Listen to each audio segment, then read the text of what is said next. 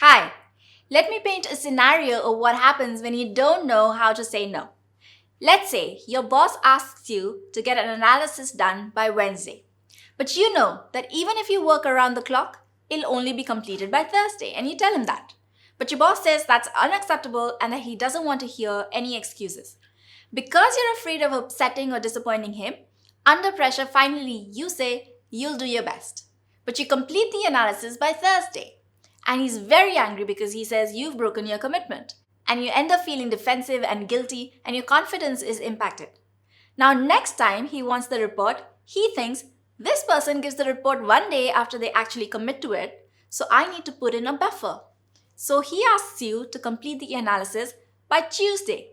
Now you're feeling on the back foot because you feel he already has a low opinion of you, and so under pressure, you agree. But of course, you give it to him on Thursday because that's just how long it takes.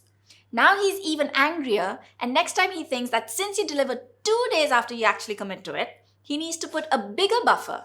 And so he asks you to deliver on Monday, even though he needs it on Wednesday.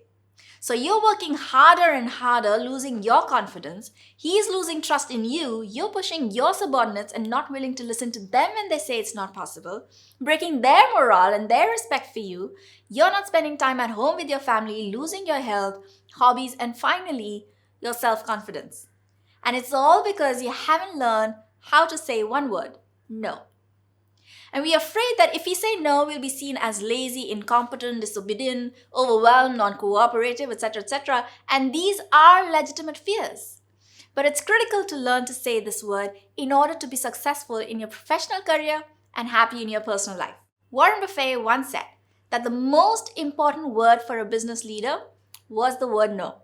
He said that he would get all sorts of people selling all sorts of investments, and he had to say no to almost everything. He said he only needed to say yes once or twice to be a billionaire. The real power came from his willingness to say no. Today, we're going to look at 3 ways to say no. The first technique is called the yes, no, yes technique, from a book called The Power of a Positive No by William Ury. He said that anytime you say no to something, you're saying yes to something else that is more important. And that is the first yes. So if it's my mom's birthday on this Saturday and my boss asks me to come into the office over the weekend, then if I'm saying no to coming in on the weekend, first I've got to be clear, what am I saying yes to? I'm saying yes to letting my mom know that she's a priority for me in my life and that I appreciate everything she's done for me. If you're not clear what your priorities and values are in life, then you'll find it hard to say no. If you say no to a promotion for a subordinate, what you're really saying yes to is working in a high-performance team.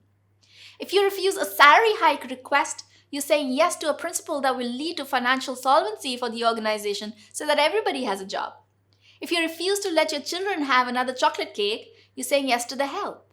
If you refuse an unrealistic timeline from your boss, you're saying yes to creating a work-life balance that will keep the best people in your team staying in the company for the long term.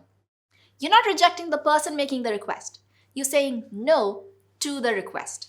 So say it unambiguously, because if you say I'll try or I'll do my best, then people could interpret it as a yes and treat it as a broken agreement if you don't follow through.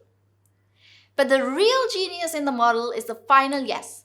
The final yes is a yes to the relationship. It's a willingness to do something else that you are willing to give that might be valuable to the other person. So it could be my mom's birthday, which is on Saturday, so I'd rather not come in on the weekend, but I'll come in on Monday morning at 8 a.m. and have the work completed by 12 p.m. Does that work for you, boss? Or it's my mom's birthday this weekend, so I don't want to come into the office, but I think the client is only looking for a summary page. Let me check with them, and if that's the case, I can send them the summary today itself and tell them that we'll send the full report on Wednesday. Does that work for you? When you present a counter offer, the other person feels like you're trying to find a solution and being helpful even though you've got other priorities. Another technique of saying no is the yes and technique. If your boss says that you need to move forward your deadline from October 30th to September 30th, instead of saying that's not possible, you say, yes, we can do that. And in order to make that happen, we'll need to add 2 more people to the budget and budget for the overtime. Now, it may not sound like it, but it was actually a no to the original request of achieving an accelerated timeline within the same manpower and budget. But it sounded far more positive because you didn't use the words no, or I can't, or that's not possible. The final technique is just to say no. No explanation is required in some places. If I ask someone out on a date and he says no, well, that's it. He's not obligated to provide a reason or justification. The only person who can't say no is a slave. And that's the definition of a slave, someone who's not allowed to say no to their master. And there are prices that might be paid when you say no. But remember, in professional relationships, and perhaps even more in personal relationships, if it becomes a choice of saying yes to what you're asked to do, or saying no by quitting or breaking a relationship, you always do have that choice. Feeling that you're not allowed to say no will wear away at your self-esteem and dignity. So don't forget that you always have that choice. Now, there are 2 caveats that we'd like to add. You might say no to a target because you're not sure that you can achieve it, and you're afraid that if you say yes and don't deliver, then you're making false promises. But missing a target is not the same thing as making a false promise. A target is aspirational. The only people who will never miss their targets are people who take very safe targets. Saying no to a commitment that you know you can't keep is being honest. Saying no to a target that you're not 100% sure you can achieve is playing safe. And that may not work as well in terms of how you're perceived in a high-performance organization.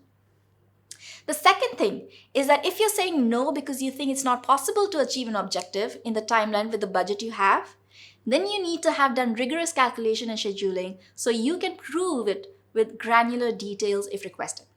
If you're saying no because you think something is impossible and other people think it's possible, but you're just not stretching yourself, then you will lose your credibility. So say no, but after you've done your homework so you can be sure of what you're saying.